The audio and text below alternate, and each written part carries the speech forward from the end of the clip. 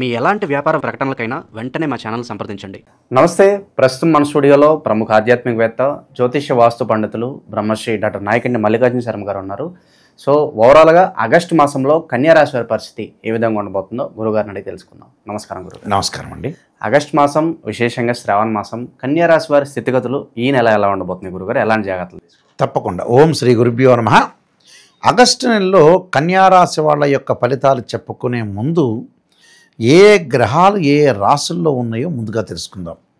శుక్ర గురువులు మిథున రాశిలో సంచారం చేయటం, ఆగస్టు ద్వితీయార్థంలో శుక్రుడు 21వ తారీఖున కర్కాటక రాశిలోకి వెళ్ళటం, రవి బుధులు కర్కాటక రాశిలో ఉండటం, ద్వితీయార్థంలో రవి సింహరాశిలోకి సంచారం చేయటం, సింహరాశిలో కేతు యొక్క సంచారం, కన్యారాశిలో కుజుడి యొక్క సంచారం, శని మీనరాశిలో వక్రగతిలో ఉండటం, రాహు కుంభరాశిలో ఉండటం జరుగుతుంది. కన్యారాశి వాళ్ళకి ఏ విధంగా ఉంటుంది? ఇవన్నీ కూడా గోచారీత్యా చెప్పబడే ఫలితాలు అంటారు. కన్యారాశి వాళ్ళకి ముఖ్యంగా కొంత అనుకూలంగా ఉంటుంది. అంటే శని వక్రగతిలో ఉండటం వల్ల అన్నీ కూడా అనుకూలంగా ఉంటాయి. అంటే కన్యారాశి వాళ్ళకి ముఖ్యంగా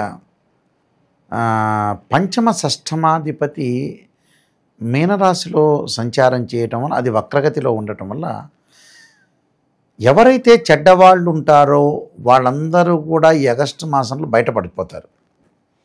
మన దగ్గర నటించే వాళ్ళు ఉంటారు కదా, మన సినిమా వాళ్ళనే అనుకుంటాం. డైరెక్ట్ అక్కినే నాగేశ్వరరావు గారు చెబుతుంటారు, ఆ సినిమా వాళ్ళే, మేము ఏదో పాత్ర చేస్తున్నాం అనే అబద్ధాలే కదా అన్నట్టుగా. అలాగా నిజ జీవితంలో చెడు వాళ్ళందరూ కూడా బయటకు వచ్చే అవకాశాలు ఉంటాయి వీళ్ళ రాశి వాళ్ళకి. అంటే ఎవరు మంచివాళ్ళు ఎవరు చెడ్డవాళ్ళు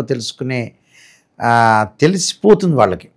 అంటే ఈయన జ్ఞానం రావటం కాదు రాశి వాళ్ళకి, ఆటోమేటిక్గా వాళ్ళు ఎదుటి వీళ్ళకి శత్రువులు ఎవరైతే ఉంటారో వాళ్ళు ఆటోమేటిక్గా బయటపడిపోతారు. అదొకటి. శత్రువులు బయటపడిపోవటం, వాళ్ళ దగ్గర నుంచి దూరం కావటం, బంధుమిత్రులతోటి అనుకూలంగా ఉండటం, అలానే బంధువులతోటి సఖ్యతగా ఉండే అవకాశాలు బాగా ఎక్కువగా ఉంటాయి. అనుకున్న పనులన్నీ కూడా నెరవేరే అవకాశాలు ఉంటాయి వీళ్ళకి. అంటే ఆరోగ్యపరంగా కొద్దిగా మెరుగయ్యే అవకాశాలు, సూచనలు అనేవి ఎక్కువగా ఉంటాయి. కానీ ముఖ్యంగా ఉద్యోగపరంగా అనుకూలంగా ఉంటుంది వీళ్ళకి. అంటే కన్యారాశి వాళ్ళకి ఏకాదశ స్థానం రవి యొక్క సంచారం వల్ల ఆగస్టు ప్రథమార్థంలో ఉద్యోగంలో ప్రమోషన్ రావటం, స్థానచలనం జరగటం, బదిలీలు అయ్యే అవకాశాలు ఎక్కువ ఉంటాయి. అంటే ప్రమోషన్లు, ఆర్థిక పరంగా సమస్యలు తొలగే అవకాశాలు ఎక్కువ ఉంటాయి. బ్యాంకు లోన్లు వచ్చే అవకాశాలు, బ్యాంకు లోన్లే కాదు మొండి బాకీలు కూడా వసూలవుతాయి.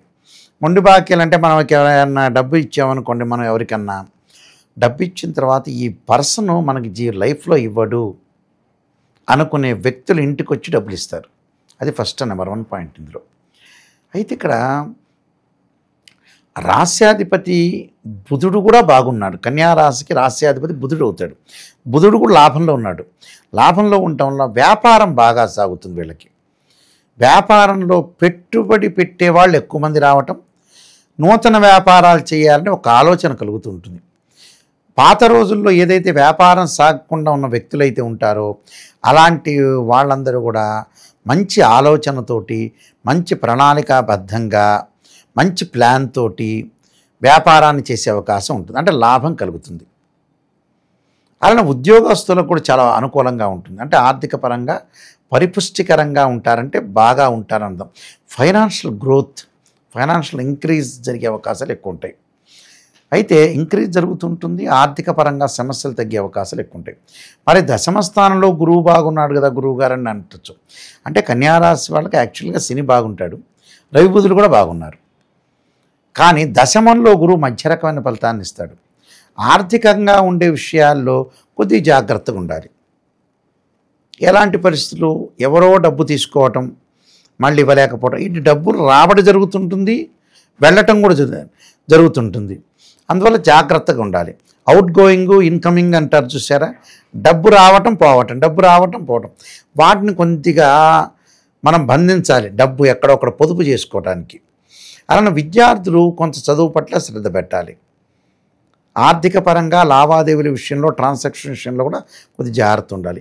అలానే దశమ స్థానంలో శుక్రగ్రహం. ఈ ఎలా ఉంటుంది? శుక్రుడు వల్ల వివాహాలు జరిగే అవకాశాలు ఎక్కువగా ఉంటాయి. అలానే గతంలో ఏదైతే సంబంధాన్ని వదిలేశారో అబ్బాయి కానీ అమ్మాయి కానీ ఆ సంబంధం వచ్చి కలిసే అవకాశాలు ఎక్కువ ఉంటాయి. ఆ సంబంధం కలవటమే కాదు, అన్ని రకాలుగా వాళ్ళకి ఫైనాన్షియల్ పరంగా కొంత గ్రోత్ అనేది పెరుగుతుంటుంది. కానీ ఆ గ్రోత్లో ఖర్చు చేయకూడదు. దేనికి పడితే దానికి ఖర్చు చేయకుండా ఉండటం మంచిది. అయితే సో వీళ్ళకి ఏమిటంటే ఈ రాశి వాళ్ళకి రవి బుధులు బాగున్నారు, శని బాగున్నాడు, శుక్రుడు బాగున్నాడు. గురువు ఆర్థిక పరంగా ఖర్చు చేస్తుంటాడు. అంటే ఒక గ్రహం బాగా ఇస్తుందంటే ఇంకో గ్రహం తగ్గించడానికి కూడా ఉంటుంది. అలాంటి విషయాల్లో కొద్దిగా మనం పొదుపు పాటించడం చాలా మంచిది. అలానే ఈ రాశి వాళ్ళ కేతు 12వ స్థానంలో కేతు ఉంటే కొంత ఆరోగ్య సమస్యలు తగ్గుతాయి, కానీ మానసికంగా ఆందోళన బాగా పెరుగుతుంది, మర్చిపోవడం జరుగుతూ ఉంటుంది. అలానే జన్మంలో కుజుడు ఉన్నాడు. అంటే తృతీయాధిపతి అయిన కుజుడు జన్మంలో ఉండటం వల్ల కూడా తృతీయాధిపతి అయ్యాడు, ఇక్కడ అష్టమాధిపతి అయ్యాడు. సోదరుల మధ్యలో అన్యోన్యంగా ఉండే అవకాశం లేదు. ఏదో రకమైన డిస్ప్యూట్స్, ఏదో రకమైన ప్రాబ్లం, కోర్టు సమస్యలు, భూ వివాదాలు, ఇళ్ళు కొనుగోలు చేయాలని ఒక ఉద్దేశంతో వెళ్తే ఆ బిల్డర్స్ తోటి, బ్యాంక్ లోన్ ఇచ్చే అతనితో, అలానే ఆ ఇల్లు ఏదైతే అమ్మే వ్యక్తితోటి గొడవలు జరిగే అవకాశాలు ఎక్కువ ఉంటాయి. గొడవలు పెట్టుకోకుండా మొళ్ళ మీద గుడ్డ వేసాం, ఆ టవల్ని ఆ కండువాన్ని ఎలా తీసుకోవాలనేది ఆలోచన చేయాలి వీళ్ళు చేయాల్సిన ప్రయత్నం. అంటే భూ వివాదాలు కానీ, అగ్రికల్చర్ కానీ, రైతులు కానీ, రియల్ ఎస్టేట్ వాళ్ళు కానీ, కన్స్ట్రక్షన్ వాళ్ళు కానీ కొద్దిగా బహుజాగ్రత్తగా ఉండటం మంచిది. ఏదైనా నెగిటివ్ అయినా పాజిటివ్ అయినా కూడా నిజాన్ని తెలుసుకుంటే మన జీవితం ధన్యమైపోతుంది. చాలామంది కూడా గోచారరీత్యా చెప్పే ఫలితాల్లో గురువుగారు నాయకంటి గారు నా రాశిఫలం బాగా చెప్తే ఈ సంవత్సరం నేను ముఖ్యమంత్రి అవుతాను రేవంత్ రెడ్డి గారి తర్వాత, లేకపోతే చంద్రబాబు నాయుడు గారి తర్వాత, ఈ మోడల్లో ఆలోచన చేసే వ్యక్తులు ఉంటారు. వాళ్ళు ఎప్పటికీ బాగుపడరు. కారణం ఏంటంటే నెగిటివ్ అనేది తెలుసుకొని దానికి పరిహారం కానీ, దానికి ఆలోచన విధానం కానీ 2 రకాలు ఉంటాయి. ఒకటి నెగిటివ్ చెప్పామంటే 2 రకాల పరిహారాలు ఉంటాయి. ఆధ్యాత్మిక పరిహారము ఉండొచ్చు, మానసికంగా మన పరిహారం కూడా ఉండొచ్చు. ఇటు వెళ్ళకూడదయ్యా, ప్రయాణం చేయకూడదు అంటే ఆ రోజు చేయకుండా ఉంటే మంచిది. ఏదో అర్జెంటు పరిస్థితులు తప్పదు, కానీ అనవసరమైన పరిస్థితుల్లో మనం చాలా జాగ్రత్త ఉండాలి. ఇప్పుడు డబ్బులు ఇవ్వలేదు, డబ్బులు ఎవరికి ఇవ్వకూడదు, కొంత జాగ్రత్త పడాలి. ఇచ్చినా స్మాల్గా ఇవ్వండి అంటే అది వేరే విషయం. అలాంటివి మన వాళ్ళు పాటించాలి. పాటించామనుకోండి అదృష్టం దానంతటికి దానికే కలిసి వచ్చే అవకాశాలు ఎక్కువ ఉంటాయి. కాబట్టి ఈ ఆలోచనలు చేసి ముందుకెళ్ళాలి. కొన్ని పరిహారాలు చేసుకుని ముందుకెళ్తే కన్యారాశి వాళ్ళు అనుకూలంగా ఉంటుంది. ఈ మాసంలో గురుగారు విశేషంగా ఎలాంటి పరిహారాలు బాగా కలిసి వస్తాయి అంటారు వాళ్ళకి? కన్యారాశి వాళ్ళు తప్పకుండా కొన్ని పరిహారాలు చేసుకోవాలి. దానిలో అమ్మవారి యొక్క ఆరాధన, అంటే అమ్మవారి యొక్క ఏ అమ్మవారిని ఆరాధన చేయాలి అంటే ముఖ్యంగా దుర్గా అమ్మవారిని ఆరాధన చేయాలి. దుర్గా అష్టోత్తర శతనామావళి దుర్గా పూజ చేయాలి. సుదర్శనుని ఆరాధన చేయాలి.